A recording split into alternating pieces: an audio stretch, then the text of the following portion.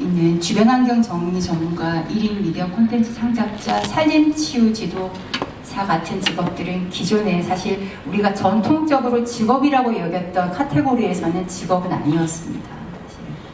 주변환경 정리 전문가는 가정주부들이 사실 다 집에서 정리를 하시는 일이었죠. 별도의 직업이 아니었습니다. 근데 지금은 굉장히 많은 업체가 생겨났고, 아마 홈쇼핑 보신 분들 계실지 모르겠지만 가구 업체에서 우리 집 그 싱크대를 바꾸면 같이 그릇 정리를 해주겠다는 서비스와 병행된 상품까지 요즘 나오고 있습니다. 그래서 몇 년간의 굉장히 짧은 기간 안에 하나의 직업으로 자리 잡았다고 볼 수 있고, 1인 미디어 콘텐츠 창작자 마찬가지입니다. 아프리카 TV나 유튜브를 통해서 업으로 활동을 하고 있는 사람들이 국내에 굉장히 기하급수적으로 몇 년간 많이 늘어났습니다. 산림치유 지도사도 예전에는 많은 분들이 숲속에서 해설해주거나 그냥 자원봉사라고 생각하시는 분들이 굉장히 많으시지만 굉장한 전문 인력이시거든요. 분들이 거의 원예 조경 쪽에 석박사 이상을 취득하시는 분들이 많으십니다. 그래서 이런 새로운 직업에 대한, 기존에는 직업이라고 생각하지 않았던 서비스라고 여겼던 영역들이 하나의 직업으로 자리 잡아 가는 것에 대한 인식을 가지게 된 계기가 이런 창직이나 혹은 신직업의 하나 역할이지 않았나라는 생각이 들고, 앞으로도 사실 이런 직업 인식 전환은 창직이 좀 활성화될수록 함께 가야 될 숙제일 것 같습니다. 일자리 창출입니다. 관련된 직업들 제가 몇 개를 적기는 했는데요. 근래에 2013년 이후에 좀 단기간에 상대적으로 많은 일자리가 좀 생겨났다라고 할 수 있는 그런 직업들이라고 보시면 될 것 같습니다. 그럼에도 불구하고 제도로서의 신직업이 앞으로 계속 가져가야 될 남아있는 숙제들이 있는 것 같아요. 아까 말씀드렸던 문신 아티스트, 또 민간조사원, OECD 국가에서 유일하게 우리나라만 아직 합법화되지 못하고 있는 직업입니다. 그리고 원격 진로 코디네이터, 최근에 굉장히 언론에 많이 나오고 있죠. 이 직업들은 좀 제도와 합법화가 우선 선행이 되어야 하는 직업들이기 때문에 제도 개선이 같이 조금 우선 필요하다는 거고요. 두 번째는 민간 주도의 새로운 직업의 발굴입니다. 그 숙제는 아마 해결은 창직 활동을 통해서 아마 해법을 찾을 수 있을 것 같습니다. 정부가 직업을 찾고 알리는 것보다 개인 스스로가 직업을 찾고 활성화시키는 역할들이 필요할 것 같고요. 세 번째는 한국형의 새로운 직업, 미래 직업이 필요하다는 겁니다. 아마 창직을 준비하는 학생들 중에서도 해외 사례들을 많이 보고, 해외에서 이 직업이 굉장히 잘 될 것 같아서 나도 한번 해보자. 물론 잘 되는 경우가 있겠죠. 하지만 해외에서 잘 되는 직업들을 모두 국내에서 잘 되는 직업들은 아닙니다. 예를 들어 서울 강남에서 잘 되는 창직 아이템이 전남 곡성에서는 안 될 수도 있거든요. 지역적인, 아까 창직의 5가지 요건 말씀을 하셨지만, 그래서 이런 해외의 사례들을 많이 저희가 최근에 벤치마킹을 많이 하지만 함께 고민해야 되는 한국형의 신직업, 저희가 예시로 찍었던 이 직업들은 저희 신직업에 포함되어 있습니다만 해외의 사례들 많이 보고 제가 가지고 온 직업인데, 그러다 보니까 잘 안 되고 있는 직업이기도 합니다. 외국에서는 잘 되고 있지만, 그래서 어떤 차이가 있을까, 어떤 직무를 더 한국형 모델을 조금 만들어야 우리가 정착이 될까라는 숙제가 여전히 남아있고, 창직을 하는 과정에서 혹은 신직업을 활성화하는 과정에서도 이런 한국형의 모델을 만들고 한국형의 직무와 서비스를 만드는 것에 대한 그런 고민들이 함께 가야 될 것 같습니다. 몇 개의 새로운 직업들이 제도화가 되거나 혹은 개인이 창직하는데 조금 촉발제를 가져오는 몇 가지의 요인들이 있는 것 같은데, 우리나라는 첫 번째로 저출산 고령화를 꼽을 수 있습니다. 아마 나라마다 조금 다르겠지만 보통 해외에는 최근에 이제 기술, 플랫폼의 발전 이런 걸로 해서 새로운 직업이 많이 등장한다라고 얘기를 하지만, 우리나라는 저출산 고령화가 제가 볼 때는 굉장히 중요한 아이템을 가져오는 그런 요인인 것 같습니다. 그래서 반려동물 산업이 지금 어마어마하게 기하급수적으로 커지고 있습니다. 며칠 전에 그 기사를 보니까 일본의 어떤 기업은 기르던 반려동물이 죽었을 경우 하루 휴가를 주는 그런 것들 공식화했다고 그러더라고요. 우리나라도 아마 머지않아 도입하는 기업들이 아마 있을 것 같습니다. 가족으로 보는 거죠. 동물이 아니라. 그래서 반려동물들 관련된 그런 새로운 직업들, 그리고 창직 아이템들이 굉장히 많이 쏟아지고 있습니다. 그러니까 나중에 사례 발표하시는 분들도 반려동물 그 보조기구 관련되신 분들이 얘기를 하시던데, 그래서 웰다잉에 대한 것들, 고령화와 관련된 직업들, 예.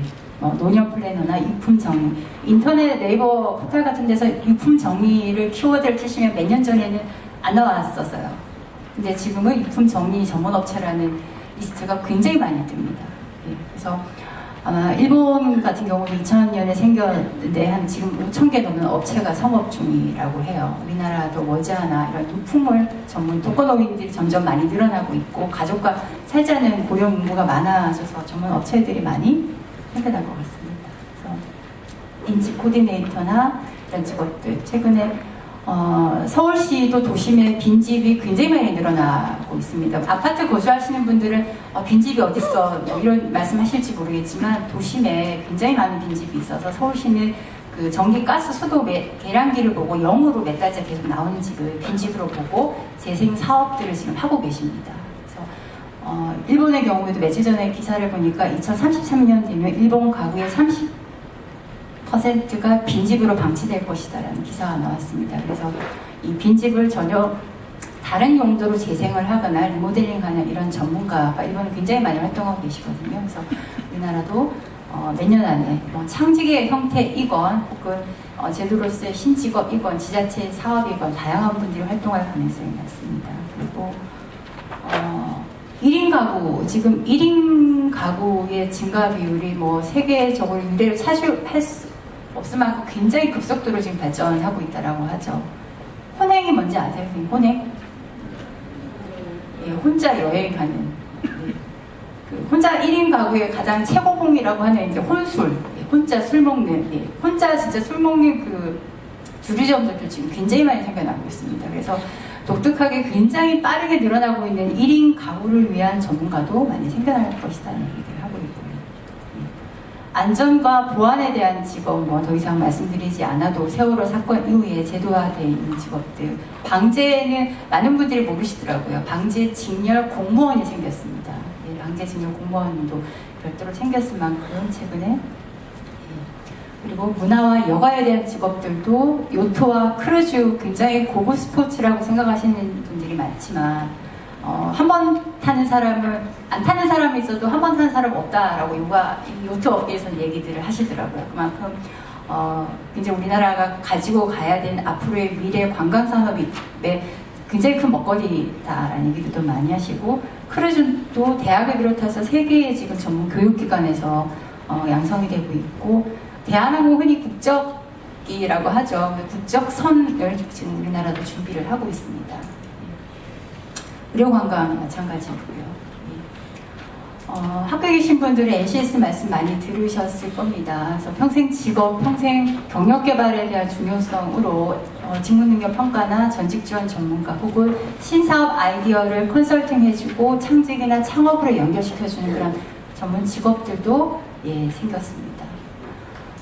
최근에는 그 국토부에서도 더 이상 주택 공급이 아니라 주거 복지 정책으로 가겠다는 얘기들을 하고 있죠. 그래서 주거 복지와 관련된 직업들, 기존의 사회복지사분들이 다 하고 있던 직업의 영역들을 이제 일부 지자체 중심으로 주거복지사라는 이름으로 별도로 채용을 하고 있고, 공인 민간 자격도 지금 되어 있습니다.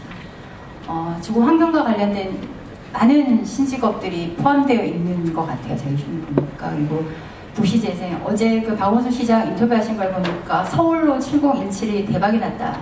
그래서 도시재생에 굉장한 앞으로 많은 투자를 하겠다라는 인터뷰를 하셨더라고요. 그래서 아직까지 많은 분들이 종사하고는 있지 않지만, 이런 아까 말씀드린 빈집 관련된 혹은 도시재생과 관련된 많은 전문가들이 앞으로 나오고 활동을 할 것으로 봅니다.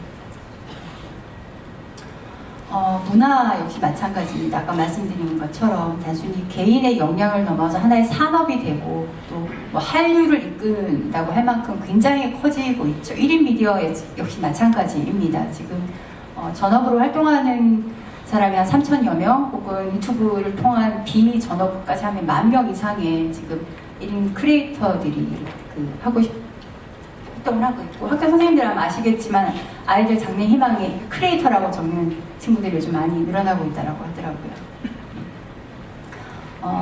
과학기술 역시 마찬가지입니다. 굉장히 많은 직업들이 전혀 다른 모습의 직업과 일하는 방식들이 생겨나고 있고요. 사이버 포렌식도 굉장히 생소한 직업이었습니다만 요즘에는 많이들 언론에 나오고 있는 직업이죠. 디지털 범죄와 관련된 것들. 3D 프린팅, 홀로그램, 그리고 원격 진료 마찬가지입니다. 빅데이터, 의료정보관리사는 기존의 병원에서 많이들 보셨던 원무과에 근무하셨던 분들을 앞으로 의료정보 데이터에 기반한 전문적인 직업으로 바꾸고자 보건복지부에서 앞으로 명칭을 의료정보 분석사라고도 바꾸고 관련 학과의 명칭도 아마 앞으로 바꿔질 것 같습니다. 금년부터 국가 자격이 신설이 되었습니다.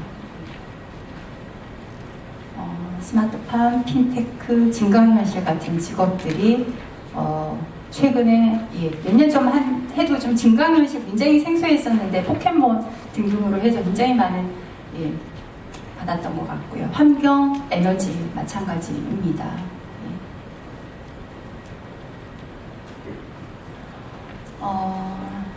창직도 마찬가지이고 새로운 직업, 기존에 없던 미래의 직업들을 조금 직업으로 안착시키고 활성화시키고 저희 그 젊은 세대들에게 추천하기 위해서는 몇 가지 과제가 필요한 것 같아요.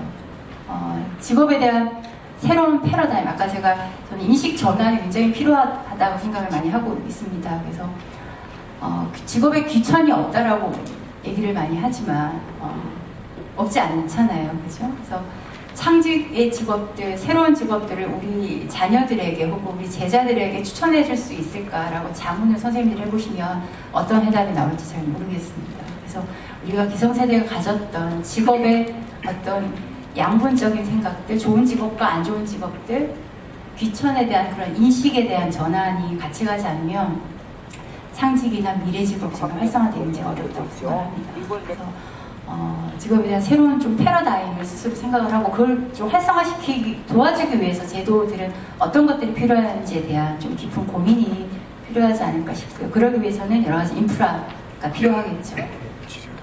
세 번째는 규제입니다. 아까 이민아 이사장님도 규제를 말씀을 하셨는데 규제가 꼭 나쁜 것만은 아니죠. 규제를 통해서 더 활성화될 수 있는 것들을 가이드라인을 만들어주고 혹은 안 되는 것들에 대해서는 왜 안 되는지에 대한 그런 공론화를 통해서 좀 가시화하는 작업들이 필요합니다. 마지막은 내 직업이 아닌 사실 미래 세대를 위한 직업을 만들고 개발하고 활성화시킨다는 그런 생각 혹은 직업에 대한 사명감, 소명의식 이런 것들이 저는 창직 과정에서도 굉장히 필요한 것 같습니다. 내가 돈을 잘 벌기 위해서 이 직업을 만들어서 하기보다는 내가 서비스를 업으로 삼고 그 업을 통해서 다른 사람들을 고용하고 다른 사람들에게 더 좋은 서비스를 다시 제공하는 이런 환원적인 그래서 나의 직업이 아닌 미래 세대 직업을 좀 가지는 이런 가치관을 통해서 신직업이나 혹은 그런 창직들이 더 활성화되지 않을까 싶습니다. 네, 마치겠습니다.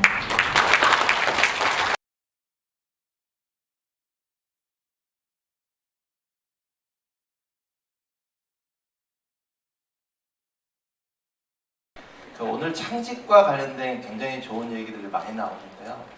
저는 좀 쓴소리를 좀 하겠습니다. 사실 창직이 굉장히 어렵습니다. 왜 어렵냐면 이미 알려진 직업을 홍보하고 마케팅하는 것도 힘든데 모르는 직업을 가지고 홍보해서 수익을 창출한다는 게 굉장히 어렵습니다. 그래서 창직을 하실 분들은 굉장히 전문성이 있어요. 그다음에 그 전문성이라는 것은 취미라 하더라도 그 취미를 통해서 뭔가 남들과 차별화될 수 있는 그런 무엇이 없으면 절대 성공할 수가 없어요. 지금 아까 우리 김선미 팀장님께서 고용노동부에서 운영하는 창직 과정을 설명하셨는데요. 아이러니하게도 상당히 많은 분들이 창직에 대한 관심을 갖고 있음에도 불구하고 지금 표준화된 프로그램조차도 없습니다. 거기에서 운영하시는 멘토분들이 창직에 대한 구분을 못하시는 분들도 계시고요. 또한 그분들조차도 교육을 받아본 적이 없습니다. 그러니까 생각보다 굉장히 창직의 인프라가 척박을 합니다. 그 얘기는 바꿔 얘기하면 앞으로 창직 사업이 어느 기관에서 하더라도 제가 조금 이따 말씀드리는 그런 내용들을 잘 반영을 하셔야만이 성공을 할 수가 있고요. 특히 수익을 창출해내기까지 어떤 정부의 지원이라든지 멘토링이나 이런 시스템이 없으면 굉장히 힘이 듭니다. 그래서 그런 부분들은 국가에서 정책적으로 반드시 지원을 해주셔야 한다고 생각을 하고요. 제가 뭐 오늘 주어진 시간이 짧고 또 빨리 끝내야 하니까 빨리빨리 넘어가도록 하겠습니다. 말씀드렸던 것처럼 2010년부터 창직 사업이 운영이 되고 있어요. 그래서 고용노동부가 유일하게 창직 과정이라는 교육 프로그램을 운영을 하고 있습니다. 대단한 겁니다. 왜냐하면 사실 이게 창직이 단기 성과가 내기가 굉장히 어렵습니다. 그럼에도 불구하고 아이들을 위해서 굉장히 노력하고 있다는 것은 긍정적입니다. 또 최근에는 서울시하고 제주시에서 창직과 유사한 신직업 공모 과정들을 운영을 하고 있습니다. 또 노사발전재단이라든지 뭐 여러 기관들에서 이 창직의 아이디어 공모전이라든지 뭐 강의 뭐 이런 게 굉장히 많아요. 근데 뭔가 성과가 지금 안 납니다. 안 나오고 있어요. 그 얘기는 이걸 총괄할 수 있는 어떤 컨트롤 타워라든지 그거와 관련된 컨텐츠라든지 홍보라든지 이 전체적인 조직 시스템이 아직은 체계화가 되지 않았다는 그런 의미입니다. 근데 이런 부분들이 체계가 안 된 상태에서 아이들한테 계속 창직을 하라 이런 부분을 말씀하시는 거는 좀 아니다라는 말씀을 좀 드리고 싶습니다. 그러면 뭐가 문제냐? 좀 설명을 드리겠습니다.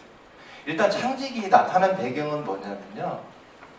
이게 2009년입니다. 매경에서 이제는 저성장 시대에 취업이 안 되니까 개인 스스로 직업을 만들어서 스스로를 고용해야 하지 않겠냐 이런 취지의 얘기를 했습니다.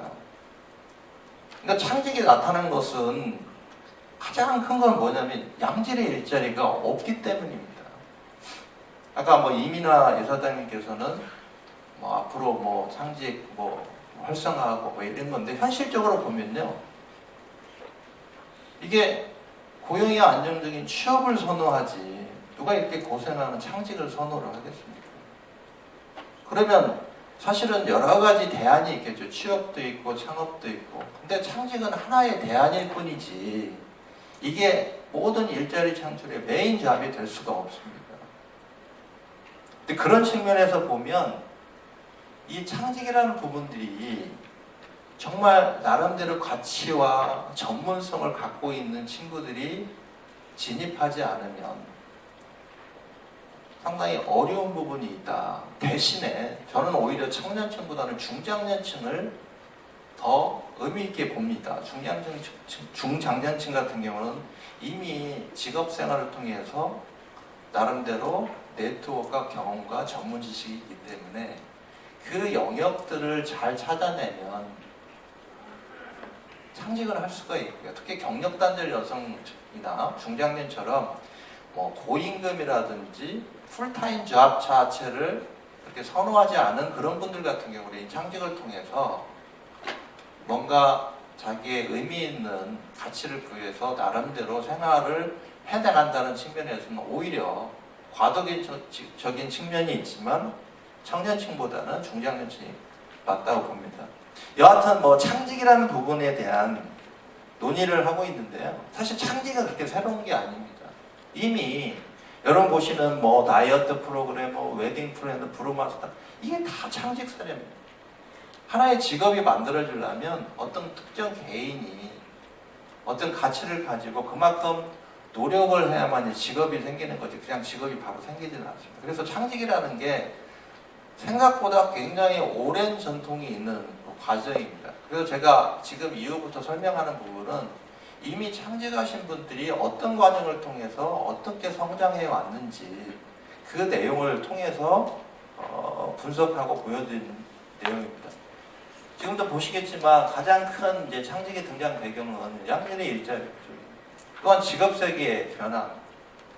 왜냐하면 지금 어떤 측면에서 직업 세계의 변화가 의미가 있냐면 굉장히 수요자의 욕구가 맞춤형, 퍼스널라이제이션이 굉장히 커지고 있습니다. 그래서 우리가 수납정리원처럼, 수납정리원은 말 그대로 뭐 냉장고라든지 어떤 그 가구의 수납을 정리하는데, 그게 과거에는 그냥 일반 가정주부가 했던 일인데 이제는 여성의 경제활동이 굉장히 많아지면서 나가서 돈 벌고 대신에 그 서비스를 돈으로 사겠다는 게 사실 직업이 된 겁니다.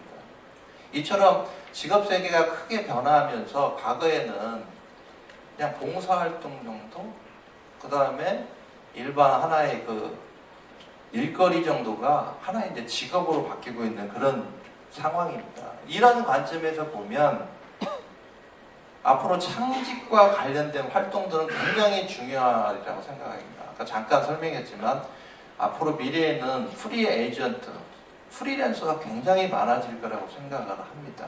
그 이유 중에 하나가 긱 이코노미라고 하는데, 이 긱 이코노미에서 긱이란 게 뭐냐면 주말에 어떤 뭐 카페 같은 데에서 밴드가 구성이 되면 그 구성되는 하나하나 사람들은 자기 잡이 있으면서 갑자기 급조돼 가지고 그 일을 맡게 됩니다. 그걸 긱 이코노미라고. 앞으로의 일자리의 문제는 이렇게 굉장히 부정형 형태의 일자리가 많아질 거라는 겁니다. 그래서 하나의 특정 직업보다는 많은 일거리를 어떻게 확보하느냐에 따라서 수익이 창출될 수가 있기 때문에 결과적으로 보면 미래에는 전공이나 직업보다는 창의력이 굉장히 더 중요하고, 능력 있는 개인이 오히려 직업적 측면보다 전공적 측면보다 더 중요하다고 생각합니다. 여하튼 이런 관점에서 보면 창직하신 분들의 어떤 환경이나 이런 부분들은 굉장히 좋아질 가능성이 높다고 저희는 보고는 있습니다. 지금도 이렇게 보시면 이게 다 지금 창직돼, 지금 현재도 누군가는 창직을 하고 있는 겁니다. 뭐 이 부분은 이제 창직이 아까 계속 얘기했기 때문에, 그래서 이제 청년층 같은 경우는 창직을 통해서 역량 강화하고 또 앞으로의 어떤 그 직업 세계에 능동적으로 대응할 수 있는 게 창직의 이제 의미고요. 이제 중장년층 같은 경우는 본인의 경험이나 네트워크를 활용해서 일자리도 창출하고 자녀 근로기간 동안 보람 있는 삶을 영위하는 게 이제 창직의 가장 큰 의미라고 볼 수가 있습니다. 넘어가겠습니다. 이 부분은 좀 설명을 드리겠습니다. 저희가 창직 프로그램을 지금 개발을 하고 있어요. 왜 그러냐면 앞서 말씀드렸던 것처럼 창직 과정들이 굉장히 많이 운영이 되고 있는데 전혀 표준화된 프로그램이 아직 없습니다. 그래서 예비 창직자, 즉 창직을 하시려고 하시는 분들에게 창직이란 게 과연 뭐고 어떤 한계가 있고 이걸 키우기 위해서는 뭐가 노력을 해야, 어떤 노력을, 이런 부분에 대한 정보가 아직은 하나도 없습니다. 그렇기 때문에 이제 프로그램을 통해서 저희가 구현을 하려고 하는데, 문제는 이 과정을 잠깐 보시면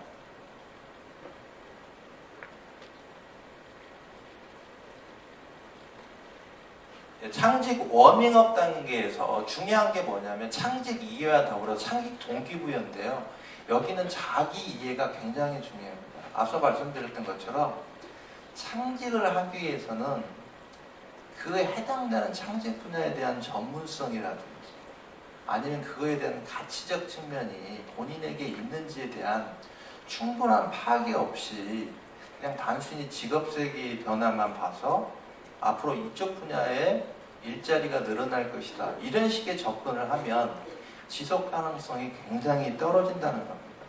따라서 창직에 대한 충분한 이해와 더불어서 자기가 창직을 할 수 있는 역량을 갖추고 있는지 없는지 이런 부분들에 대한 충분한 파악이 돼야 그 다음부터 창직이 진행이 된다는 거죠. 그 다음에 두 번째가 창직 스타트업인데요. 이건 뭐냐면 창직도 창직 아이디어를 내고 시장에서 창직이 어떻게 워킹이 될 수 있는지 반드시 파악을 해야 합니다. 이게 수요가 창출될 수가 있는 건지, 내가 좋아서 하는 게 아니라 실제 현장에서 수요가 있어서 내가 하는 서비스를 살 수 있을지 없는지를 명확하게 시장조사라든지 이런 부분을 통해서 활동을 해야 합니다. 그게 이제 창직 스타트업. 마지막에는 창직 브랜딩입니다. 아까 말씀드렸던 것처럼 기존에 없던 것들을 새롭게 만들었는데 그게 소비자한테 바로바로 어필할 수 있는 것은 거의 불가능합니다. 그렇기 때문에 충분히 이것을 알리는 노력이 필요하고요. 특히 정부에서는 어떤 노력을 해줘야 하냐면 창직자들이 만든 직업으로 서비스되는 그런 아이템들을 기업이라든지 지자체라든지 공공기관에 연결시켜줄 수 있는 코디네이터를 반드시 해줘야 돼요. 그거 없이 개인한테 창직을 통해서 맨땅에 헤딩해라? 이건 거의 직무유기입니다. 또 한 가지 중요한 게 뭐냐면 창직 스타트업에서 아이디어를 내고 모델링하는 과정에서 멘토의 역할이 굉장히 중요합니다.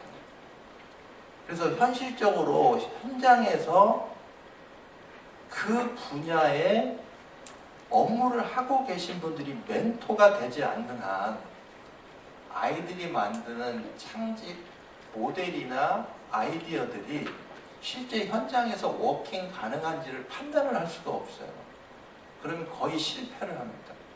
그러면 멘토를 육성하고 멘토를 교육시켜야 하는데 그런 프로그램들이 유감스럽게 없습니다. 저는 창직 시장이 크게 발전하면 창직 지도사나 창직 컨설턴트라는 새로운 직업들이 만들어지고 일자리가 창출된다고 생각을 합니다. 그렇기 때문에 거시적인 측면에서 창직 사업을 어떻게 끌고 갈지에 대해서 관련된 부처나 담당 기관에서는 좀 많은 고민을 해야 하고요. 제가 오늘 아침에도 노사발전재단에 가서 강의를 하고 왔습니다. 그게 뭐냐면 지금 중장년층에 대해서 취업, 창업 이거에 또 다른 대안으로 창직이 굉장히 대두가 되고 있습니다. 그래서 굉장히 관심이 많은데 문제는 뭐냐면 인프라가 거의 없습니다. 그냥 소개 정도예요. 그래서 뭔가 큰 틀에서 체계성을 갖추지 않으면 이게 성공적인 아이템으로 나올 수가 없다. 네, 그런 말씀을 드리고요. 제가 연구한 바로는 창직해서 뭔가 의미 있는 수익을 창출할 때까지 한 5, 6년이 걸립니다. 더욱이 이 전문성이 떨어지는 경우 자기가 그 분야에 대한 어떤 능력이 없는 경우는 그 시간이 더 오래 걸립니다. 그렇기 때문에 자기가 창직 계획을 세울 때는 어느 시점에 어느 정도 수익이 창출될 수 있을까 하는 부분에 대한 장기 롱텀 플랜을 세우지 않으면 상당히 재정적으로도 힘든 상황이 벌어질 수가 있습니다. 이게 창직자들한테 요구되는 역량이고 지식입니다. 이런 것들을 교육 프로그램 안에서 가르치고 배우고 해서 역량을 키운 상태에서 창직 활동을 수행을 해야 하는데 말씀드렸던 것처럼 이런 프로그램들이 없습니다. 벌써 창직과 관련된 관심이 많이 생기면서요. 벌써 창직협회가 3개나 생겼어요. 그래서 창직 지도사 과정도 있고요. 창직 컨설턴트 과정도 있어요. 좀 심하게 얘기하면 그 프로그램 해서 200만 원 주고 교육을 하고 있습니다. 근데 별 내용이 없어요. 왜? 저희 같은 기관에서 오랫동안 직업 연구를 했어도 이걸 개발하는데 녹록치 않습니다. 근데 민간에서 자기 돈 들여가지고 이걸 개발할 수 있는 능력이 안 돼요. 그러니까 우리 같은 기관에서 만들어줘야 하는데 이제 저희가 만들고 있습니다. 또 여러 가지 관심이 많습니다. 방금 말씀했던 이제 고용부에서 하는 창조적 역량 인재 양성 과정이 있고요. 올해 790명이 또 애들이 활동을 합니다. 근데 앞서 말씀드렸던 것처럼 여러 가지 인프라 자체가 없다 보니까 이게 어떻게 좋은 성과를 낼지는 사실 또 고민스러운 부분이 있습니다. 넘어가겠습니다. 창직과 좀 구분되는 게 뭐냐면 신직업이라는 개념입니다. 이것도 지금 창직하고 신직업이 어떻게 구분이 되는 것 전혀 이 정의 내린 게 없습니다. 근데 지금 서울시의 서울산업진흥원하고 서귀포시 제주시에서는 창직과 다른 명칭의 신직업군 양성으로 해서 신직업을 통한 직업 양성과 일자리 창출을 하고 있습니다. 어떤 케이스냐면 예컨대 제주시 같은 경우는 서귀포시라고 해가지고 창직 아이디어 공모전을 합니다. 그래서 공모된 아이디어를 가지고 프로그램을 만들고 그 프로그램에서 교육을 받고 싶은 사람들을 교육을 시켜서 내보내고, 그러면 일자리는 어떻게 창출되냐면 지역사회하고 연계된 그런 지역에서 일자리를 제공하는 그런 형태입니다. 여기 보시면 제가 어제 확인하니까 해녀 해설사를 제주시에서 나름대로 지역 특화된 창직 사업으로 운영을 하고 있습니다. 즉 지자체는 가장 좋은 게 뭐냐면 지역사회와 연관돼서 좋은 아이디어를 시장에 뿌리낼 수 있는 코디네이터 역할을 하고 있다는 겁니다. 그 얘기는 이 중앙정부에서 하는 거나 아니면 다른 측면에서도 보면 아이들이 창직한 그 내용을 가지고 실제 지역사회나 아니면 고용부에서 하는 사업이나 아니면 국가 정부에서 하는 사업하고 연계시킬 수 있는 노력과 아니면 그런 조직체가 운영이 되면 훨씬 창직하신 분들이 성과를 내기도 좋고 그 직업이 결국은 일자리 창출하고 연계될 가능성도 굉장히 높다는 어떤 방증입니다. 그래서 그런 체계가 필요하고요. 그래서 신직업 또는 창직 유형을 보면 크게 두 가지입니다. 한 가지는 서울시나 제주자치도 이런 것처럼 신직업을 발굴해서 교육 프로그램을 만들어서 하는 경우입니다. 이게 전형적인 일자리 창출 방법의 하나입니다. 두 번째 유형은 이게 지자체 또는 국가 주도의 신직업 사업이라면 창직은요 개인의 어떤 적성이나 흥미나 네트워크를 통해서 만드는 과정입니다. 이게 전혀 다릅니다.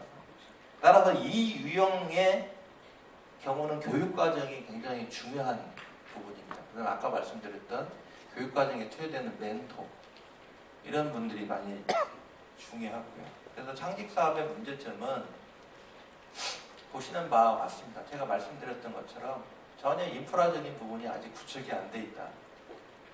그 다음에 창직 후에 기업과 수요처가 연계되지 못하고 있다. 또는 창직 참여자를 굉장히 물량 중심으로 하다 보니까 전혀 창직에 관심이 없는 친구들도 참여하게 돼서 실제 성과 중심의 창직이 되고 있다. 그렇다면 뭐 어떤 부분이 필요하냐면 결국은 이런 창직과 관련된 사업들을 어떻게 가져갈 것인지 정체성 측면에서 보면 큰 그림을 그려야 하고요. 그 다음에 저희가 이제 말씀드렸던 창직과 관련된 뭐 홍보의 문제라든지 지역사회 연계라든지 그 다음에 각종 콘텐츠라든지 이런 부분들을 총괄할 수 있는 뭔가 컨트롤 타워가 있어야 한다는 겁니다. 그게 뭐 꼭 한국고용정보원에 있어야 할 필요는 없고 지자체에 있을 수도 있고 아니면 노사발전재단에 있을 수도 있고 아니면 뭐 창조경제혁신센터에든 어딘가는 조직체가 있어서 총괄할 필요가 있다는 부분이고요. 그 다음에 각 그 창직 단계를 별로 보면 한 가지만 말씀드리면 이 선별이라는 게 굉장히 중요합니다. 그러니까 본인이 창직 과정을 통해서 한번 이 창직 과정이 뭔지 맛보고 싶다는 친구들이 있다면 교육을 시켜도 상관이 없지만 별로 관심이 없으면 그 과정을 시킬 필요가 없고 오히려 관심 있는 친구들을 선별을 해서 집중 투자를 해서 성과를 내는 나름대로 좀 모형 구축이 좀 필요하지 않느냐라는 측면에서 좀 말씀을 드리고 싶고요. 그래서 이제 또 뭐 저희가 활성화 방안 또 뭐 여러 가지 있습니다. 이게 창직 교육이라는 게 굉장히 중요하다고 봅니다. 그래서 저는 개인적으로 이 창직이 이 대학교 때 활동하는 부분도 있지만 오히려 중고등학교 때도 창직 활동을 좀 보급해서 좀 적극적 진로 활동을 통해서 나중에 대학교에 갔을 때 정말 창직이 성과낼 수 있도록 체계화가 될 필요가 있고요. 그다음에 중장년층이나 경력단절 여성에게도 굉장히 중요한 의미를 띠고 있습니다. 그래서 이들에게도 좀 보급할 수 있는 방안에 대해서 좀 고민을 할 필요는 있다고 생각합니다. 네, 감사합니다.